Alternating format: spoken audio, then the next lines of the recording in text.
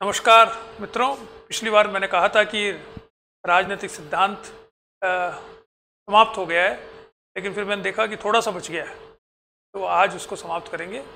वो बच ये गया है कि हमने राजनीतिक सिद्धांत के पतन और पुनरुत्थान की बात की थी। तो ऐसा लगा मुझे कि जो मैंने देखा कि वो राजनीतिक सिद्धांत के पतन तक ही हम कर पाए थे, पुनरुत्थान की बात हमने शायद नहीं की थी। तो आज हम करके इसको समाप्त करेंगे। राजनीतिक सिद्धांत के पतन की जब बात की तो मैंने बताया था आपको कि राजनीतिक सिद्धांत के पतन का अर्थ मानकीय राजनीतिक सिद्धांत का पतन है। ये सिद्धांत देने वाले कौन लोग हैं ये मैंने आपको बताया था। कौन सा समय था, 1950 के दशक से आरंभ होती है बात और 1970 69-70 तक ये बात चलती है कि मानकीय राजनीतिक सिद्धांत समाप्त हो गया है। फिर 1971 में जब जॉन रॉल्स की पुस्तक आती है थियरी ऑफ जस्टिस, उससे माना जाता है वापस से पुनरुत्थान हो गया। तो पुनरुत्थान का पतन का कारण वो हमने बताए थे। पतन की बात करने वाले कौन लोग थे वो मैंने बताया था। और अब हम देखेंगे कि पतन के समय में क्या राजनीतिक सिद्धांत कोई था या नहीं था। यानी पतन हुआ वो तो ठीक है, तो क्या राजनीतिक सिद्धांत को पढ़ना लोगों ने बंद कर दिया था या कक्षाओं पढ़ाना बंद कर दिया था या क्या चल रहा था। तो आज वो देखेंगे सबसे पहले कि जो मानकीय राजनीतिक सिद्धांत थे उसके विकल्प क्या थे, जो 100 वर्षों से 20वीं शताब्दी में 1971 तक जो कक्षाओं में पढ़ाए जा रहे थे और लोग जिसका अध्ययन कर रहे थे। पहली बात। दूसरी बात, उसके बाद में 1960 के दशक में ऐसी कौन सी बातें सामने आई जिससे राजनीतिक सिद्धांत, मानकीय राजनीतिक सिद्धांत का पुनरुत्थान होने की संभावनाएं जगी। इन्होंने उसके बाद में वो कौन लोग थे जिन्होंने इस पुनरुत्थान में हमको सहायता दी या जिनको पुनरुत्थान का जनक माना जाता है। ठीक है, तो सबसे पहले देखते हैं कि वैकल्पिक सिद्धांत।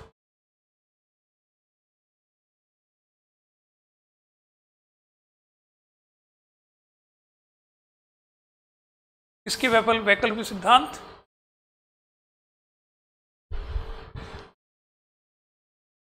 यह है मानकीय राजनीतिक सिद्धांत के वैकल्पिक सिद्धांत जब राजनीतिक सिद्धांत का पतन चल रहा था। यानी 20वीं शताब्दी के आरंभ से हम माने, क्योंकि अंतिम जो था वो 1859 में ऑन लिबर्टी मानी गई थी। उसके बाद भी कार्ल मार्क्स के कुछ किताबें सामने आई थी, मुख्य रूप से कैपिटल सामने आई थी। लेकिन कक्षाओं में जो पढ़ाया जा रहा था या जिनको लोग इसके विकल्प में पढ़ रहे थे वो क्या चीज़ें थी, तीन बातें थी मुख्य रूप से। ईस्टन ने तो इंगित भी किया कि इन तीन कारणों से राजनीतिक सिद्धांत का पतन हुआ है। यानी जो मैं कारण आपको बता रहा हूँ विकल्प, वो अब ये एक बहस का विषय है कि ये विकल्प पहले आ गए थे जिससे मानकीय सिद्धांत का पतन हुआ, या मानकीय सिद्धांत का पतन हो चुका था तब उसको विकल्प के रूप में सामने आए। मेरा मानना है ईस्टन से अलग। ईस्टन ने तो ये कारण बताए हैं, मेरा मानना है कारण ये नहीं है, क्योंकि 1859 में अंतिम पुस्तक मानी गई मानकीय राजनीतिक सिद्धांत की, और जो विकल्प हम जिनकी बात कर रहे हैं ये विकल्प 20वीं शताब्दी में आते हैं। यानी 30-40 वर्षों तक ये चलता रहा कि क्या पढ़ाया जाए राजनीतिक सिद्धांत में, क्या चीज़ हो।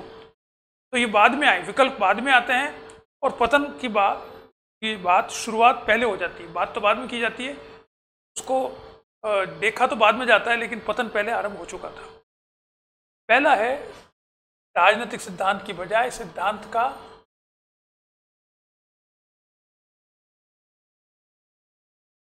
इतिहास। यानी राजनीतिक सिद्धांत का तो अर्थ ये था कि जो परिस्थितियां हैं उनके बारे में सिद्धांत निर्माण करें।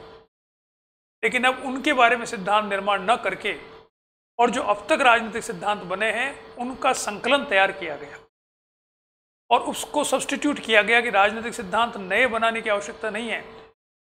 जो राजनीतिक सिद्धांत बन चुके हैं, पुराने हैं, उनका अध्ययन करने की आवश्यकता है, उनके इतिहास के अध्ययन करने की आवश्यकता है। इसमें तीन लोग प्रमुख माने जाते हैं जिन्होंने इतिहास में पहली बार राजनीतिक सिद्धांत का इतिहास प्रस्तुत किया। सबसे पहले व्यक्ति हैं डनिंग। इन्होंने 3 वॉल्यूम लिखे थे, हिस्ट्री ऑफ पॉलिटिकल थियरीज। और ये कब कब लिखे थे इन्होंने?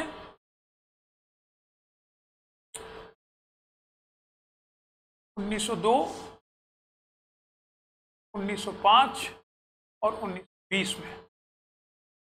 ये पहली पुस्तकें हैं जिसने इससे पूर्व जो राजनीतिक इतिहास रहा है, राजनीतिक सिद्धांत का इतिहास रहा है, उसको संकलित करके पुस्तकें दी है और ये कक्षाओं में पढ़ाई जाने लगी है। आपके एग्जाम में भी इसमें से कोटेशन आते हैं। इस बार असिस्टेंट प्रोफेसर ये जो पेपर हुआ है राजस्थान का, उसमें से इसमें से कोटेशन आए। दूसरा इसका नाम है C.H. मैक्लिवन।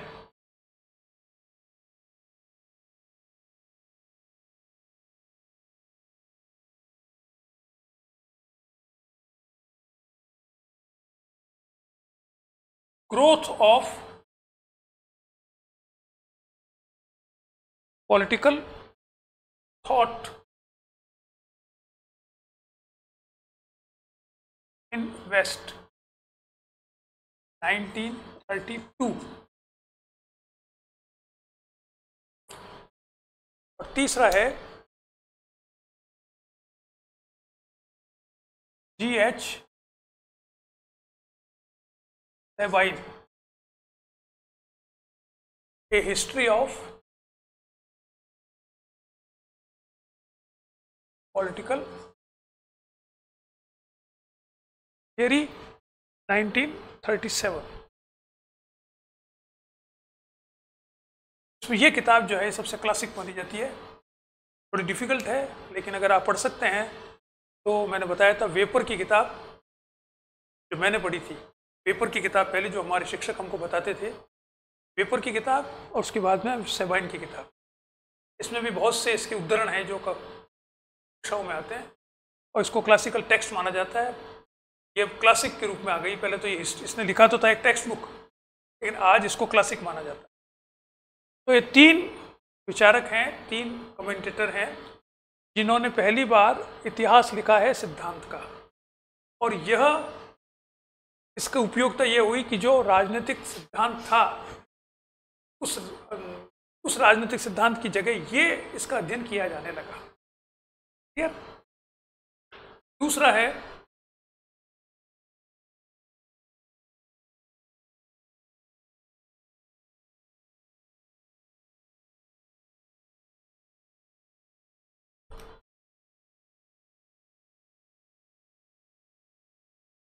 राजनीतिक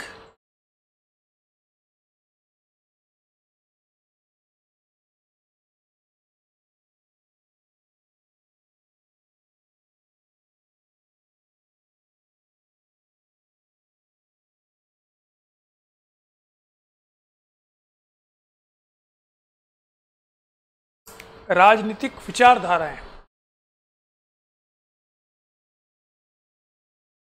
इसमें सबसे बड़ा कंट्रीब्यूशन कार्ल मार्क्स का माना जाता है। जैसे मैंने बताया था पहले, शायद ट्रेसी, कॉम्टे और कार्ल मार्क्स, इन तीन को माना जाता है कि राजनीतिक विचारधारा को इन्होंने जन्म दिया। लेकिन जो सबसे ज़्यादा लोकप्रिय हुआ, जिसने मानकीय राजनीतिक सिद्धांत के बनने को रोकने का अप्रत्यक्ष रूप से प्रयास किया, वो था कार्ल मार्क्स। क्यों था कार्ल मार्क्स? क्योंकि कार्ल मार्क्स ने कहा कि कोई भी राजनीतिक विचार हो वो अंततः राजनीतिक विचारधारा से ही उत्पन्न होता है या उसमें परिणत हो जाता है। कोई स्वतंत्र राजनीतिक विचार नहीं होता।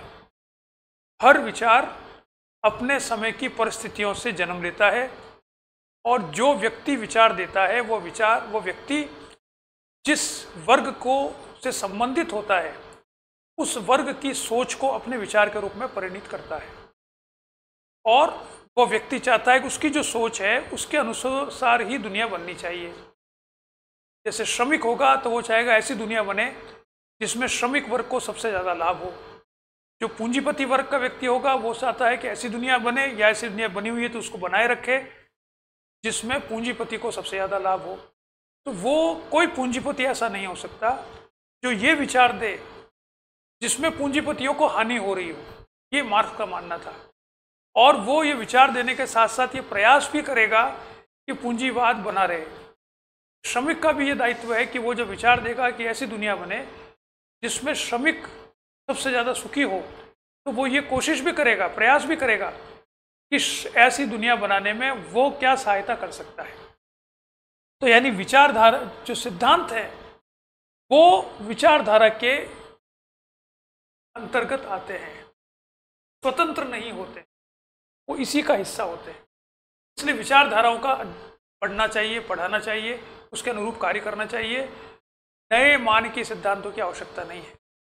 दूसरा एक कारण भी है, तो ये तो उसने कहा कि कोई भी विचार विचारधारा से अलग नहीं हो सकता, कोई सिद्धांत विचारधारा से अलग नहीं हो सकता।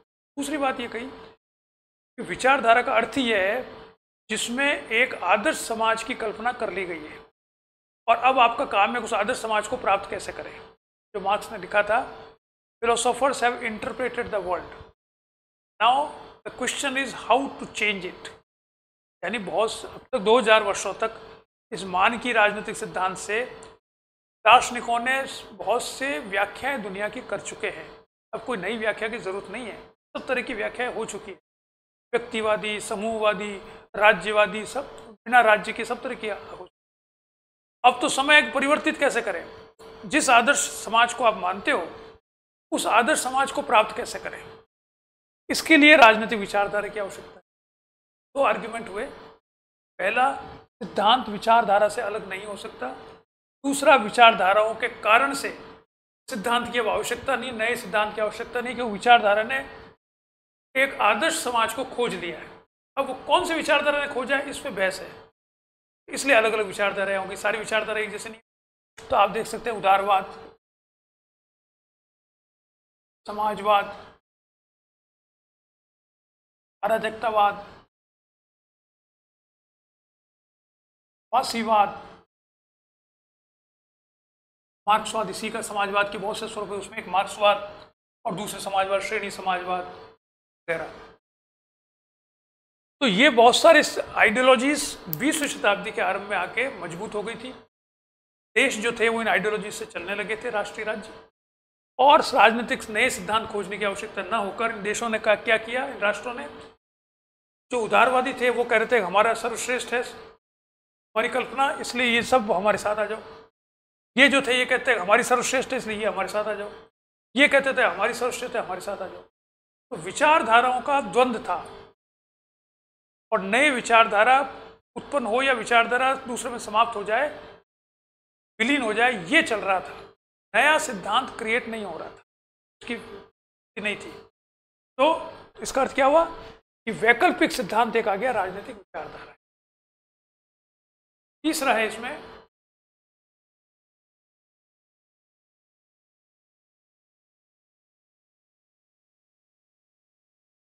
लेकिन तीसरा आने से पहले एक और बात पहले कर लें इसके बारे में, जो ये विचारधारा क्या है कि 1960 के दशक में विचारधारा तो आरंभ में आ गई थी, 20वीं शताब्दी के आरंभ से ही विचारधारा बन चुकी थी। जैसे 1917 से मार्क्सवाद बहुत पावरफुल हो गया था, सारा ईस्टर्न यूरोप के अंतर्गत आ गया था। तो 20वीं शताब्दी के द्वितीय विश्व युद्ध तक तो ये विचारधारा बहुत प्रमुखता से सारे विश्वविद्यालयों में, सारे अध्ययन केंद्रों में छाई हुई थी अलग अलग। द्वितीय विश्व युद्ध के बाद में दो विचारधाराएं रही, कौन कौन सी, साम्यवाद और उदारवाद। ये दो विचारधारा, एक का नेतृत्व अमेरिका कर रहा था, एक का नेतृत्व यूएसएसआर कर रहा था। 60 के दशक तक आते आते ये एक नई बात सामने आई। उन्होंने कहा कि विचारधाराएं जो इनकी समाप्ति का समय आ गया है। क्यों आ गया समय, इसके बहुत से कारण दिए गए, लेकिन वो बहुत महत्वपूर्ण तरीके से एंड ऑफ आइडियोलॉजी की बात की जाने लगी। विचारधाराएं जो 20वीं शताब्दी के आरंभ से आ गई थी, उनके समाप्ति का समय आ गया है। उसके क्या कारण थे, कारण अभी बताते हैं, लेकिन सबसे पहले देखें कौन लोग थे जो एंड ऑफ आइडियोलॉजी की बात कर रहे थे। नाम आता है डैनियल बेल,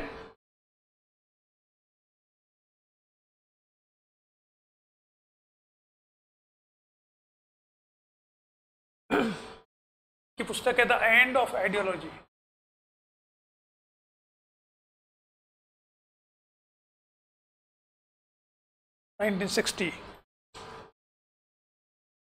मार्टिन लिपसेट,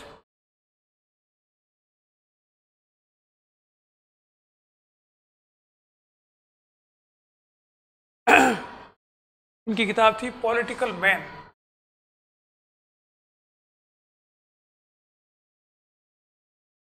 (1960). एक है एडवर्ड शील्स।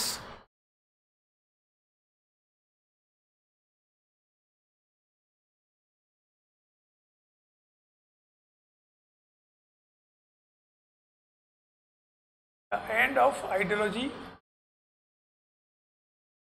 1955, ये आर्टिकल था इनका।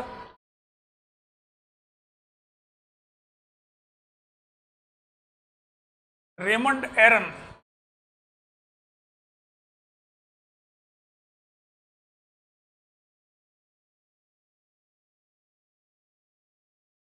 द एंड ऑफ द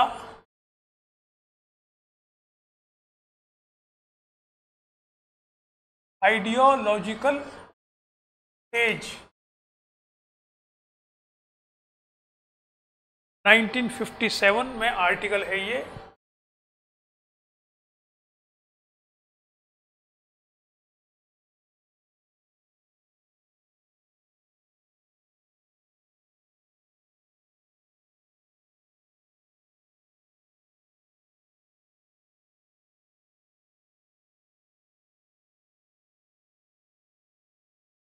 ठीक है,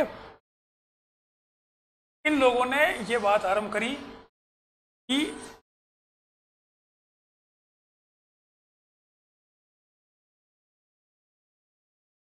राजनीतिक विचारधाराओं का अंत हो गया है। इसका सबसे बड़ा कारण उन्होंने ये कहा कि अब साइंस, विज्ञान और टेक्नोलॉजी का ज़माना है और समाज की सारी समस्याओं का समाधान टेक्नोलॉजी और विज्ञान में है। अब हमें आदर्श राजनीतिक समाज राजनीति के आधार पर खोजने की आवश्यकता नहीं है। पॉलिटिकल सिस्टम इररेलेवेंट होते जा रहे हैं, पॉलिटिकल सिस्टम की जरूरत नहीं है। आपने टेलीविज़न आया तो टेलीविज़न चाहे साम्यवाद में आओ चाहे उदारवाद में आओ, सब जगह काम में आएगा। ट्रेन आई, ट्रेन सब जगह काम आएगी। हवाईजहाज बने तो हवाईजहाज सब जगह काम आएंगे। टेलीविज़न आ गया, टेलीविज़न सब जगह काम आएगा। जो दवाइयाँ बनी हैं बीमारियों को रोकने की, वो सब जगह काम आती है। तो मनुष्य का जो लिविंग स्टैंडर्ड है, जो जीवन है, वो अच्छा जीवन तो विज्ञान और तकनीक के कारण हो रहा है। इन विचारधाराओं से थोड़ी हो रहा है। पॉलिटिक्स, लिबरलिज्म से थोड़ी टेलीविज़न बना है, या साम्यवाद से थोड़ी ट्रेन बनी है, तो विज्ञान से बनी है। विज्ञान और टेक्नोलॉजी से मनुष्य का जीवन अच्छा हो रहा है। तो हमें सारे विचारधाराएं छोड़कर उनका कोई मतलब नहीं है। हमें विज्ञान और टेक्नोलॉजी को आगे बढ़ाने का प्रयास करना चाहिए। ये बात किसने कही? इन बहुत से विचारकों ने, जो 1960 में बात कर रहे थे कि राजनीतिक विचारधाराओं का अध्ययन करने के बाद 1960 के बाद ये बात आरंभ होने लगी कि विचारधाराओं का समाप्ति का समय आ गया है। क्लियर? ये दूसरा। तीसरा है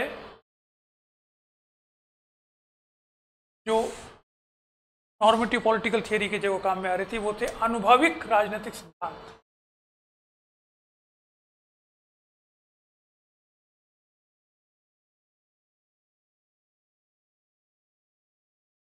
एम्पिरिकल, और जो मैंने बताया था आपको प्रत्यक्षवाद का जो प्रभाव था, अनुभव, जो यथार्थ की राजनीति है उसका अध्ययन करके, उसका अनुभव करके हमें राजनीतिक सिद्धांत का निर्माण करना है।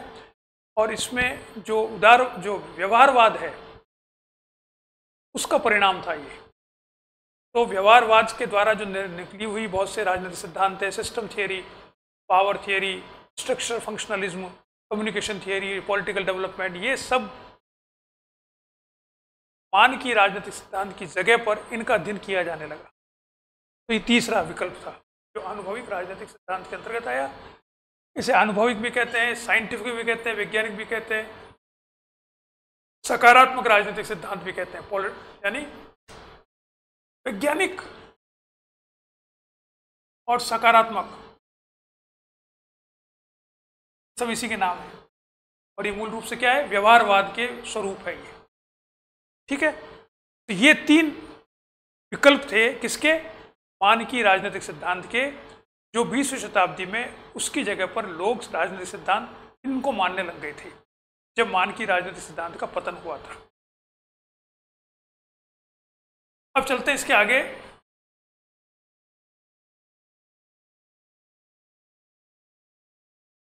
कि जैसा मैंने बताया कि 1971 में जॉन रॉल्स की पुस्तक, अगर एक पिन पॉइंट करें तो उससे राजनीतिक चिंतन के पुनरुत्थान की बात की जाती है। ये एक पुस्तक है।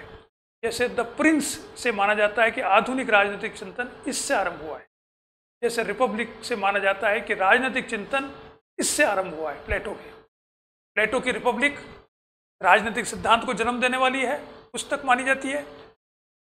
प्रिंस मैकियावेली की आधुनिक राजनीतिक सिद्धांत को जन्म देने वाली मानी जाती है। वैसे ही समसामयिक राजनीतिक सिद्धांत या राजनीतिक सिद्धांत के पुनर्जागरण की पुस्तक जॉन रॉल्स की ए थियरी ऑफ जस्टिस। क्लियर? 3 हो गया, Republic, Prince, theory of justice.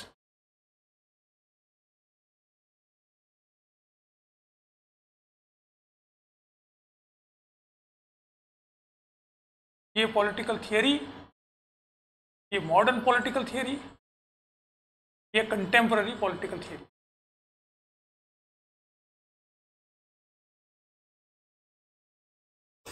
लेकिन कोई भी किताब, कोई भी बात एकदम से पैदा नहीं होती, हवा में पैदा नहीं हुई ये किताब। 1960 का दशक ऐसा था जिसमें ये बातें आरंभ हो चुकी थी कि अब नए मानकीय सिद्धांत की आवश्यकता है। और उसके क्या कारण थे? पहले तो कारण देखिए, फिर किन लोगों ने बात शुरू की थी, कौन से लोग देने लग गए थे सिद्धांत। सबसे पहले तो वो कौन से कारण थे जिनसे माना जाता है 1960 के दशक में कि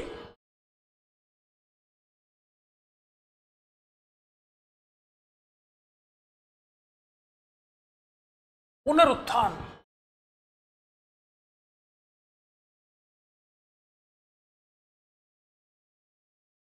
पुनरुत्थान कैसे हुआ, कौन सा 60 के दशक में, क्या क्या कारण माने जाते हैं मोटे?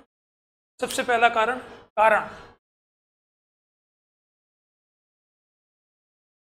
पहला शीत युद्ध की समाप्ति।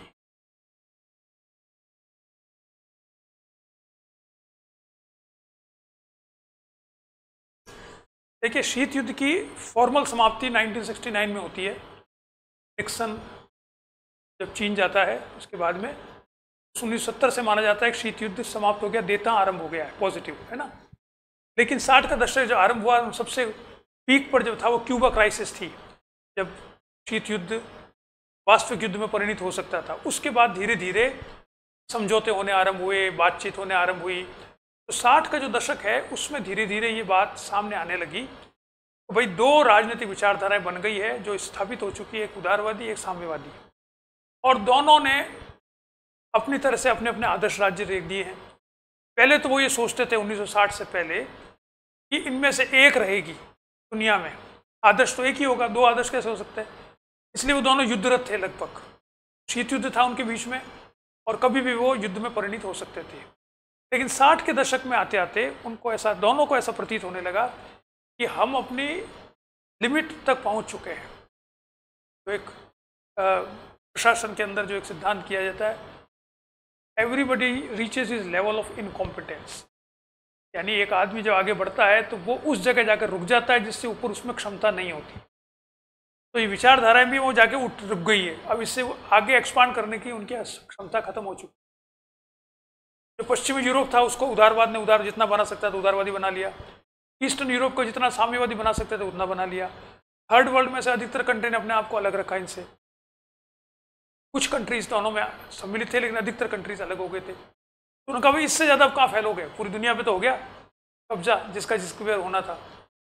तो ऐसी स्थिति में शीत युद्ध की समाप्ति का अर्थ ये था, ये शीत युद्ध की समाप्ति की तरफ बढ़ रहे थे, उसका अर्थ ये निकल रहा था कि जो आइडियोलॉजीज हैं वो आइडियोलॉजीज थक चुकी है, कंप्लीट हो चुकी है, पूर्ण हो चुकी है। इससे ज़्यादा उनमें एक्सपेंशन की गुंजाइश नहीं है, उनमें नए विचारों की गुंजाइश नहीं है।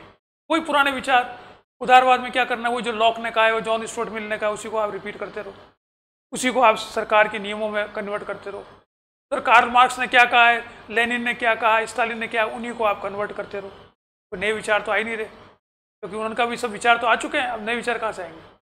तो जब शीत युद्ध आरंभ हुआ तो इसका मतलब दोनों विचारधाराओं ने अपनी सीमाओं को स्वीकार किया और ये स्वीकार किया कि दोनों एक साथ रह सकते हैं। जब दोनों एक साथ रह सकते हैं तब ये बात सामने आई कि एक नया विकल्प खोजा जा सकता है, नई थियरी बनाई जा सकती जो बियॉन्ड दीज आइडियोलॉजीज हो। ये ग्राउंड बनने लगा। तो शीत युद्ध की समाप्ति एक बहुत बड़ा कारण है नए विचारों को जन्म देने की, उर्वक भूमि देने का। Excuse me. तो ये पहला कारण है। शीत युद्ध की समाप्ति जब हुई तब नए विचार उत्पन्न हो सकते हैं, ऐसी संभावनाएं सामने आने लगी, क्योंकि शीत युद्ध की समाप्ति का ये घोषणा थी कि विचारधाराओं की अपनी सीमाएं हैं और उससे ज़्यादा वो एक्सपैंड नहीं कर सकते। दूसरी बात इसमें सामने आई,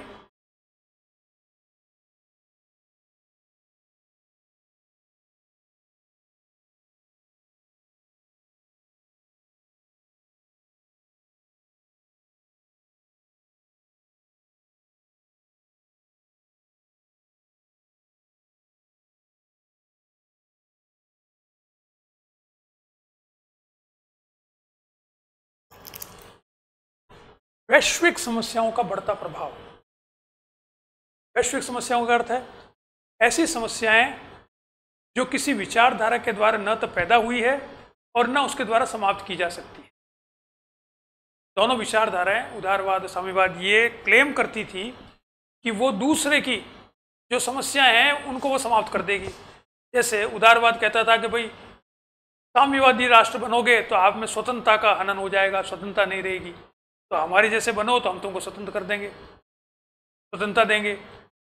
साम्यवादी देश थे वो कह रहे थे कि भाई अगर आप उदारवादी में रहोगे तो समानता नहीं मिलेगी, आप साम्यवादी विचारों को अपनाओ तो समानता आ जाएगी। तो दोनों एक दूसरे की विचारधाराओं में गलती ढूंढ रहे थे, उसमें समस्या को जनक मान रहे थे वो, और उसका समाप्ति का जो है कार्य वो खुद करने को तैयार थे और क्लेम कर रहे थे कि हम कर सकते हैं। लेकिन 60 के दशक में ऐसी समस्याएं सामने आने लगी जो दोनों देशों की विचारधाराओं पर आधारित नहीं थी, का राजनीति से कोई संबंध नहीं था। जो राजनीति से संबंध नहीं था तो उनके राजनीतिक समाधान भी नहीं थे। नए विचार सामने, जैसे समस्या आई पर्यावरण। आज पर्यावरण, क्लाइमेट चेंज की बात की जाती है, वो 1960 के दशक में आरंभ हो चुकी थी। पर्यावरण खराब राजनीतिक कारणों से हो रहा है।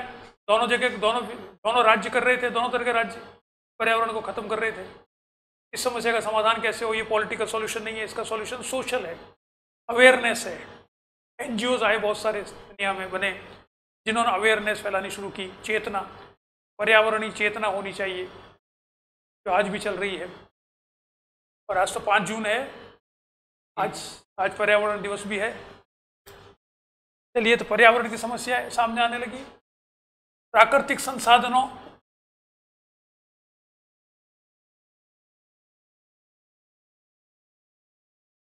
का खनन।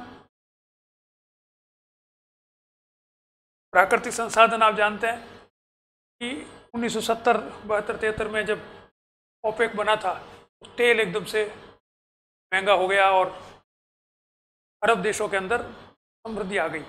फिर अब हम जैसा देख रहे हैं तेल धीरे धीरे समाप्त होता जा रहा है। भाई आप तेल निकालते रहोगे, कोयला निकालते रहोगे, तो आप जितनी दिनों में बनता है उससे तो बहुत जल्दी आप निकाल लेते हो।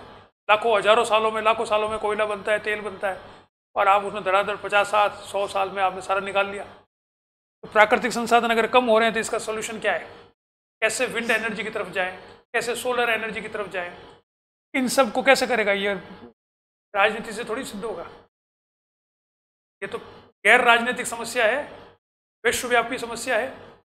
तीसरी जैसे है वो थी अलगाववाद की, इससे हिप्पीज्म आरंभ हुआ। अलगाववाद, मॉडर्न सोसाइटी की आधुनिक समाज बनने लगा 60 में। और जैसे है क्रिटिकल थियरिस्ट के बहुत बड़े बड़े विचारक थे जिन्होंने इसके ऊपर काम किया है, मैन एंड सिविलाइजेशन जैसे। तो वो लोग ये देखने लगे थे कि आधुनिक समाज बन रहा है जो कटिंग अक्रॉस आइडियोलॉजीज, आइडियोलॉजी से कोई संबंध नहीं, वो साइंस से बन रहा है, टेक्नोलॉजी से बन रहा है, प्रॉस्पेरिटी आ रही है, धन आ रहा है, तो नए नए साधन बन रहे हैं संसार ऐसे जिसमें आप धन को खर्च कर सकें। आमोद प्रमोद के साधन बन रहे हैं। जो जॉइंट फैमिलीज है वो टूट रही है, व्यक्ति एकाकी होता जा रहा है, उससे क्या आ रहा है? अलगाववाद। जिसकी बात की थी, हीगल ने की थी, मार्क्स ने की थी, वो अब सामने नजर आ रहा है। उसके कारण से एक नया मूवमेंट चालू हुआ, हिप्पीज्म। हिप्पीज्म क्या था? उन्होंने कहा कि जो समाज के नियम है उनको हम नहीं मानेंगे। आपने देखा वो 60 के दशक में हिप्पीज्म आए, बीटल्स आए, जो गायक थे बड़े, इसले वगैरह, वो भी आए कि जो कहा सभ्य समाज की पहचान क्या है, भाई दाढ़ी बना के रखो, तो कहे हम दाढ़ी नहीं बनाएंगे। बाल कटा के रखो, तो कहे हम बाल नहीं काटेंगे। वो कहेंगे रोज नहाना चाहिए सुबह, तो कहेंगे हम नहाएंगे ही नहीं। ऐसे लोग पैदा हो गए समाज में, हिप्पीज्म। यानी जो समाज में जिसको हम सभ्य कहते हैं, उस सभ्य के विरुद्ध आंदोलन है कि हम उसकी बात, कोई भी बात नहीं मानेंगे। शादी करनी चाहिए तो हम शादी नहीं करेंगे, ऐसे रहेंगे। आप समझे? एक जगह मकान लेके एक जगह रहना चाहिए तो हम एक जगह हम घूमते रहेंगे दुनिया भर में। तो ये किससे पैदा हुआ? अलगाववाद से। अब इसका कोई राजनीतिक समाधान तो था नहीं, क्योंकि राजनीति से पैदा नहीं हुई थी। तो फिर बात, लोग जो विचारशील व्यक्ति थे उन्होंने कहा यार कोई नया तरीका खोजो, कोई कैसे इनका समाधान कैसे करें, कोई फिलोसॉफी लाओ, नहीं कोई नया दर्शन लाओ जो इन विचारधाराओं से अलग हो, तभी तो मालूम पड़ेगा। तो ये एक और वजह थी जिसके कारण से नए विचार देने की, यानी जिसे हम कहते हैं कि नया मानकीय राजनीतिक सिद्धांत क्रिएट हो, इसकी सिचुएशन, इसकी स्थितियां पैदा होने लगी। तीसरा है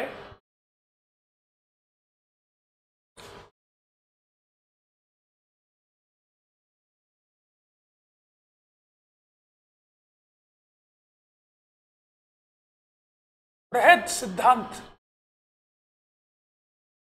का पुनर्आगमन। थर्ड ही तो होगा, फोर्थ क्यों? अब ये इसी में ये भी छुपा हुआ है। इसमें दूसरा पॉइंट जो नेक्स्ट मैं कहने वाला था वो इसी का हिस्सा है, इसलिए इसी में देख लो चाहे कि पुनर्जागरण करने वाले कौन लोग थे। पुनर्जागरण करने वाले अब तक देखा समझ बातें क्यों आए, ये तीसरा कारण है। और ये जो उन्होंने विरह सिद्धांत दिया वो सब वो लोग थे जिन्होंने कि पुनर्जागरण किया, उसे करने में मदद की। यानी दोनों एक ही बात है, ये कारण भी था और ये करने वाले लोग ही थे, वही लोग थे।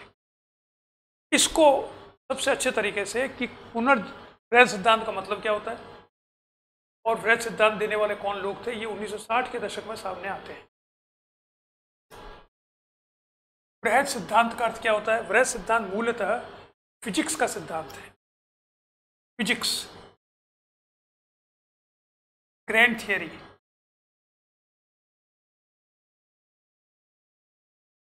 इसके अनुसार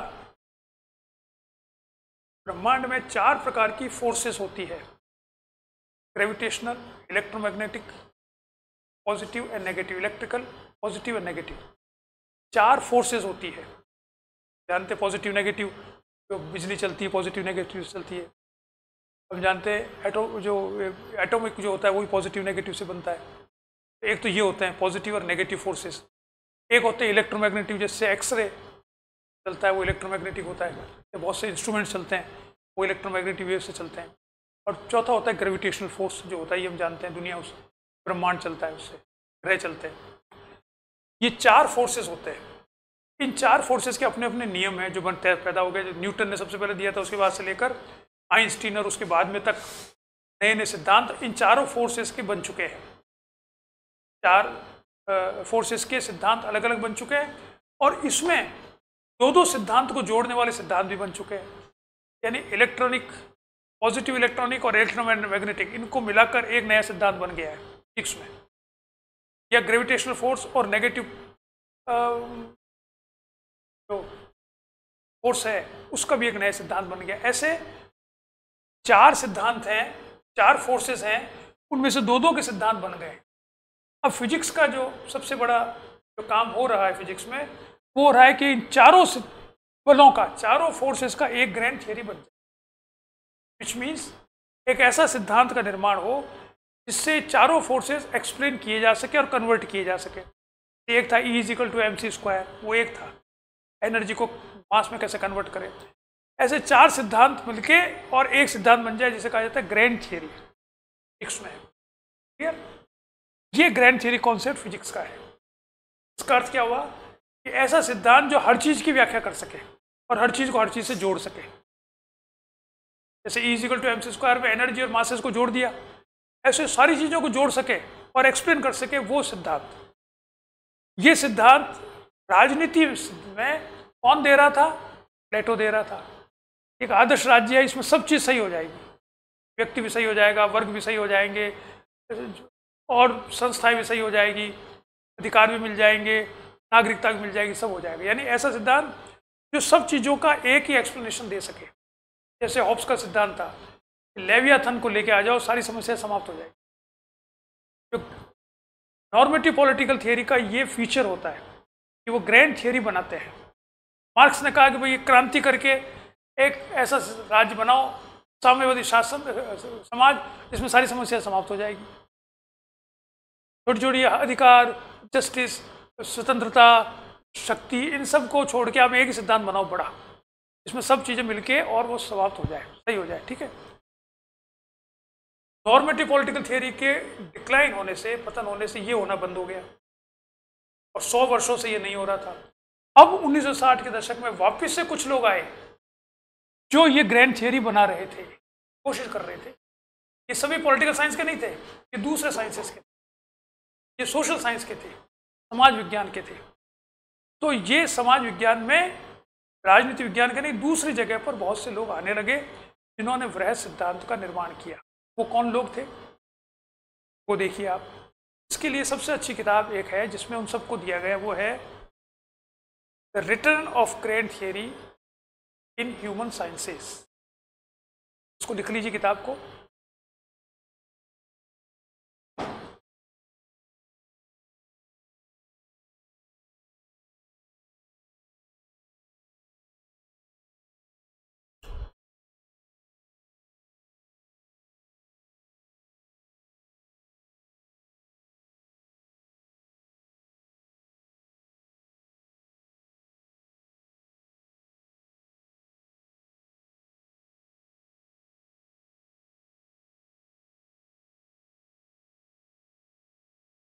by Skinner, edited by Quinton Skinner.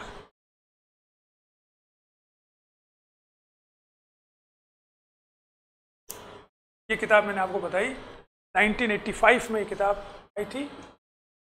मैं इसको बहुत महत्वपूर्ण किताब मानता हूँ। ये आपके जो राजनीतिक सिद्धांत का पुनरुत्थान है, इसको एक्सप्लेन करता है।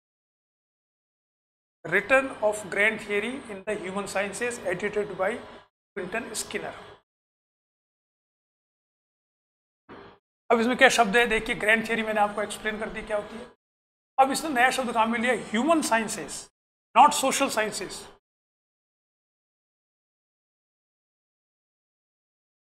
सामाजिक विज्ञान नहीं, मानवीय विज्ञान। तो ये कहने लगे कि ये ग्रैंड थियरी बनाने वाले हैं, ये समाज विज्ञान को समाज विज्ञान नहीं मानते, मानवीय विज्ञान मानते हैं। मानवीय विज्ञान का क्या अर्थ है? जिसमें माना जाए कि मानव का विज्ञान, और मानव में क्या खास बात है जो प्राकृतिक विज्ञान से अलग है? मानव में चेतना होती है, कॉन्शियसनेस। ये इसको अलग करती है प्राकृतिक विज्ञानों से। समाज विज्ञान की जब बात करते थे तब इन्होंने समाज की कोई चेतना नहीं होती, तो मानते थे सोशल साइंस का मतलब है नेचुरल साइंस की जैसा ही है सोशल। लेकिन इन्होंने कहा कि नहीं नहीं, हम साइंस तो मानते हैं, इसको साइंटिफिक अध्ययन होना चाहिए मनुष्य का, लेकिन किसका होना चाहिए? मनुष्य का, जिसके पास क्या है? चेतना है। अब ये कौन लोग थे? इस पुस्तक में दिए गए सारे लोग, उन्हीं को मैं नाम आपका लिखवा देता हूं।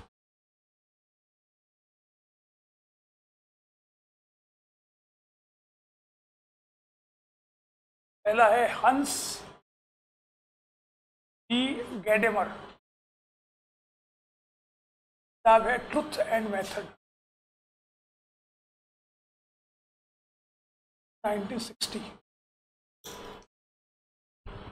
हंस जी गैडेमर जर्मन विचारक है। ट्रुथ एंड मेथड इसको लिया है जिसमें ग्रैंड थियरी दी गई थी 1960 में। क्या ग्रैंड थियरी दी थी?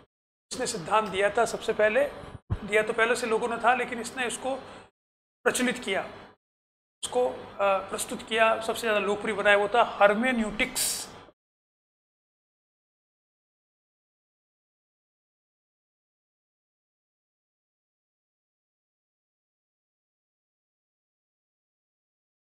हर्मेन्यूटिक्स क्या होता है? हर्मेन्यूटिक्स तो कहता है साइंस ऑफ इंटरप्रिटेशन, व्याख्या का विज्ञान।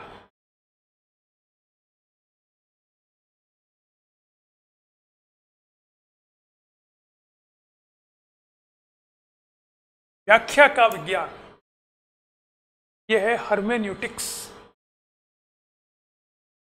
ये किसमें दिया? ट्रुथ एंड मेथड 1960 में। ठीक है। दूसरा है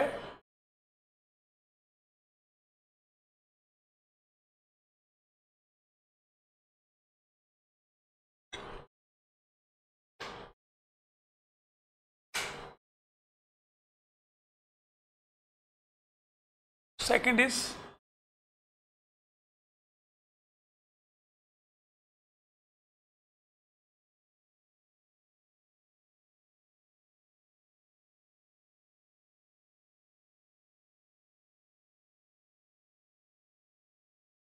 जैक डेरिडा। ये जैक्वस नहीं बोला जाता, फ्रेंच है ये, जैक डेरिडा। इसने क्या किताब लिखी थी? Of grammatology.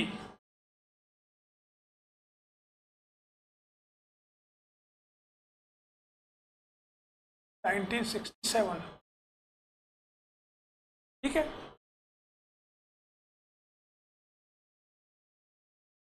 दूसरी थी सर्च एंड फिनोमिनन, 1967। इसी पुस्तक की अंग्रेजी ट्रांसलेशन इसने किया था गायत्री चक्रवर्ती स्पिवाक, और वो कब किया था? 1976 में। ठीक है, 9 साल बाद।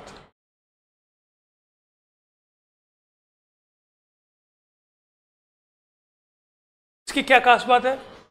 इसने एक नया फिलोसॉफी सिद्धांत दिया जिसे कहा जाता है डीकंस्ट्रक्शन, कंस्ट्रक्शनिज्म, खंडनवाद। खंडनवाद क्या होता है? आपके कामों का नहीं है, बहुत डिफिकल्ट है, लेकिन मूल रूप से इसका अर्थ ये है, यह उत्तर आधुनिकता का एक बहुत बड़ा तरीका है। ये उत्तर आधुनिक तरीका माना जाता है।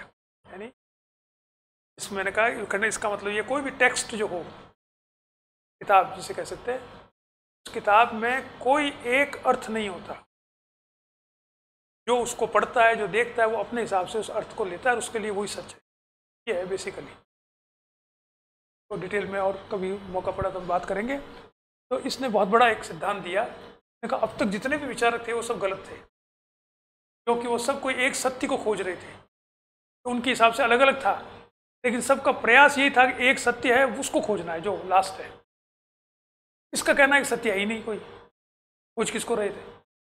मैंने उदाहरण दिया था शायद पहले आपको कि एक सत्य, जो एक ही सत्य उसको खोजना लगभग वैसा ही है कि अंधेरी रात में एक अंधेरे कमरे में काले कपड़े पहनकर काली बिल्ली को खोज रहे हैं जो कि वहां पर है ही नहीं।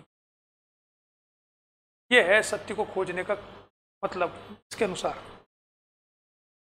तो ये फिलोसोफर था बहुत बड़ा, कंट्रोवर्शियल, लेकिन फ्रांस का बहुत बड़ा फिलोसोफर रहा, जैक डेरिडा। तीसरे हैं फ्रांस के, हैं वो है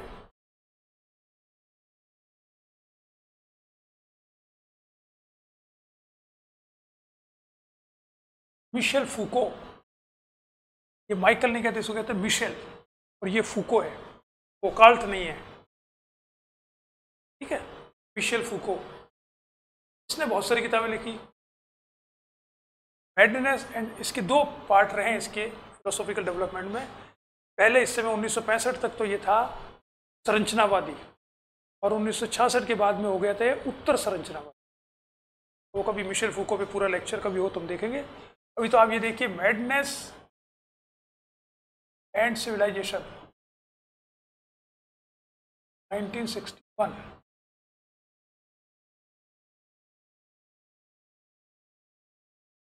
the order of things,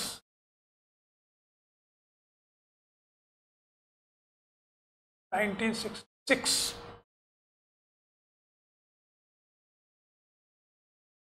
The Archaeology of Knowledge 1908।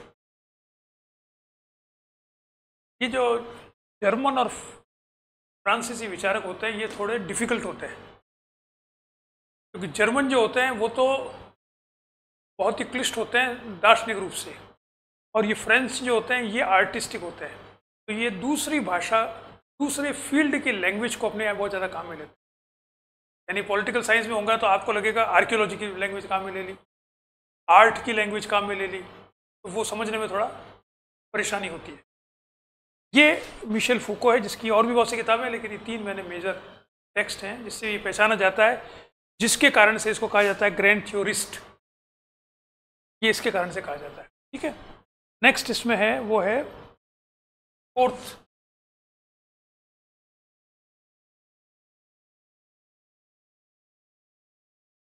वो है थॉमस कुन।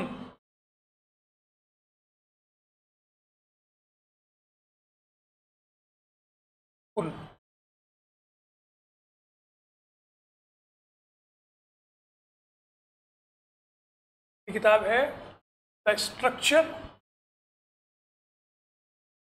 Of scientific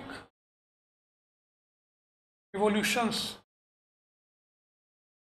1962। इनका क्या कंट्रीब्यूशन है?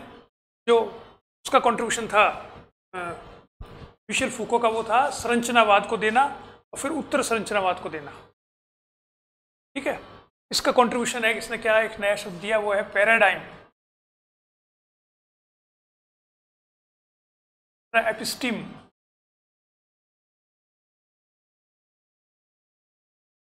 दो कॉन्सेप्ट नए दिए, पैराडाइम ज़्यादा माना जाता है, इसी को इसका मूल माना जाता है थॉमस कुन का। पैराडाइम शिफ्ट की बात जो की जाती है वो इसी कारण से, उसने कहा जैसे विज्ञान में जब नया विकास होता है तो वो पैराडाइम शिफ्ट हो जाता है। जैसे न्यूटन से लेकर के आइंस्टीन से पहले तक मैकेनिकल फिजिक्स थी, तो पैराडाइम जो था उसका वो न्यूटन के सिद्धांत थे, उसको बेस मानकर सारे सिद्धांत आ रहे थे। उसके बाद में आइंस्टीन ने जब E=mc² शब्द दिया तो पैराडाइम शिफ्ट हो गया, यानी मैटर अब फ्लेक्सिबल हो गया, कन्वर्टेबल हो गया। पहले मैटर स्थिर था, परिवर्तनशील नहीं था। अब मैटर परिवर्तनशील है, जब एनर्जी में कन्वर्ट हो जाता है तो परिवर्तन हो जाता है उसका। तो अब जितने भी सिद्धांत उसके बाद में आएंगे उनका पैराडाइम आइंस्टीन का पैराडाइम के द्वारा सिद्ध किया, तो it is a paradigm shift. ऐसे ही समाज विज्ञान में भी पैराडाइम शिफ्ट होता है। जैसे फ्यूडलिज्म खत्म होकर कैपिटलिज्म आया तो पैराडाइम शिफ्ट हो गया, कैपिटलिज्म खत्म करके साम्यवाद अगर आता है तो पैराडाइम शिफ्ट हो जाता है। और भी बहुत से उदाहरण। चलिए, इसके बाद आता है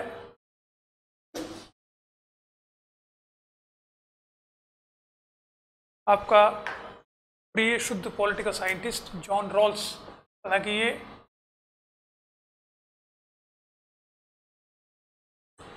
अब ये पॉलिटिकल साइंटिस्ट है, फिलोसोफर है बेसिकली। थियरी ऑफ जस्टिस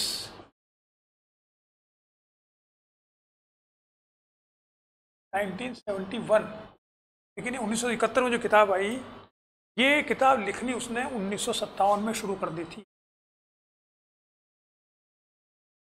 1957 में उसने एक आर्टिकल लिखा था, क्या जस्टिस एज फेयरनेस।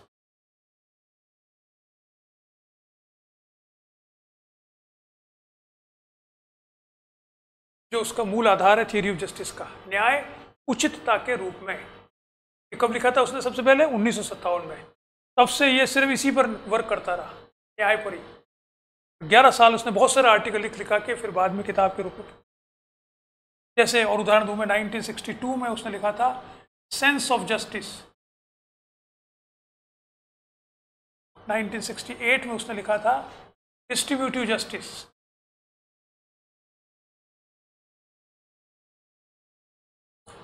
ये किताब लिखने का एक तरीका है, ऐसा नहीं जो आजकल लिख देते हैं। किताब लिखी गई है, पहले एक आर्टिकल लिखा, फिर उसको जर्नल में पब्लिश कराया गया, फिर उसको अपने पीयर ग्रुप में भेजता था वो, जो लोग राजनीतिक दार्शनिक थे उसके हिसाब से, उनके कमेंट्स आते थे, उसका जवाब देता था, फिर दूसरा आर्टिकल, फिर तीसरा आर्टिकल, ऐसे लिख के बाद में किताब बनाई।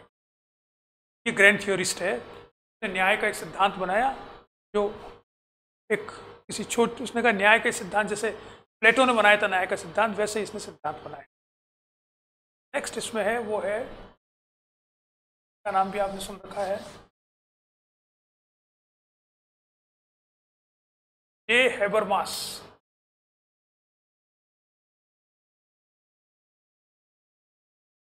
तो माना जाता है ये जर्मन विचारक है और क्रिटिकल थियोरिस्ट है। ये क्रिटिकल थियोरी में सबसे लेटेस्ट क्रिटिकल थियोरिस्ट से माना जाता है। इसने बहुत सारी किताब लिखी है और जिसमें हम लिख सकते हैं the structural transformation of the public sphere थी इसकी किताब, the structural transformation of public sphere 1962। बहुत सारी किताबें लिखी और 1970 में इसने के दशक में बहुत सी किताबें लिखी। मैं सिर्फ आपको बता रहा हूँ 1960 के समय, 70 की जो किताबें हैं वो नहीं बता रहा हूँ। ये किताब थी जिसने पब्लिक स्फीयर के ऊपर उसने बहुत बड़ा काम किया और इसने ये सब हेबरमास पॉलिटिकल थियरी में बहुत सी बातों के लिए जाना जाता है। उसमें से एक है सार्वजनिक जगह, हाँ, पब्लिक स्फीयर, उस पर इसका बहुत वर्क है जो सिविल सोसाइटी से जुड़ा हुआ है। तो नया कॉन्सेप्ट दिया है सिविल सोसाइटी के ऑल्टरनेट।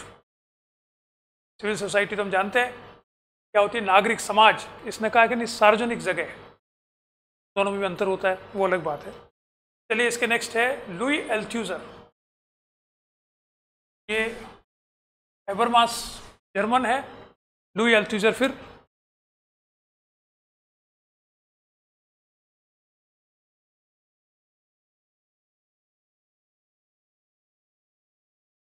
ये फ्रेंच है। इसकी दो किताब है, फॉर मार्क्स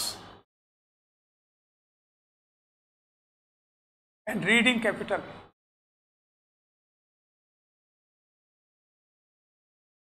नाइनटीन 1965 में आई थी ये दोनों किताबें। 9 में इसका इंग्लिश ट्रांसलेशन आया, इसका इंग्लिश ट्रांसलेशन लेट आया 79 में, 1970 में। ये क्यों जाना जाता है? क्योंकि इसने स्ट्रक्चरल मार्क्सिज्म,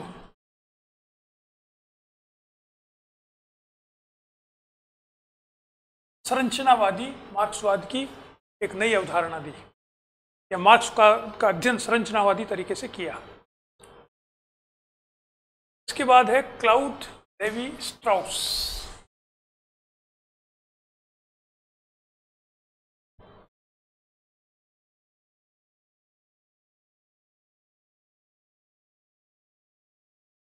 ये भी फ्रेंच विचारक है, एंथ्रोपोलॉजिस्ट है और इसने 1958 में किताब लिखी थी द स्ट्रक्चरल एंथ्रोपोलॉजी।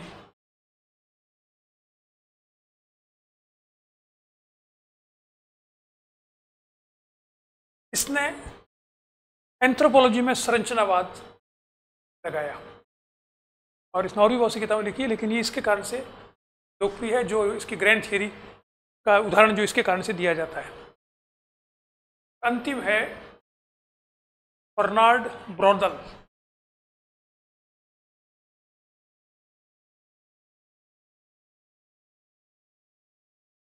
ये एक हिस्टोरियन है, इतिहासकार है, जिसने किताब लिखी थी सिविलाइजेशन एंड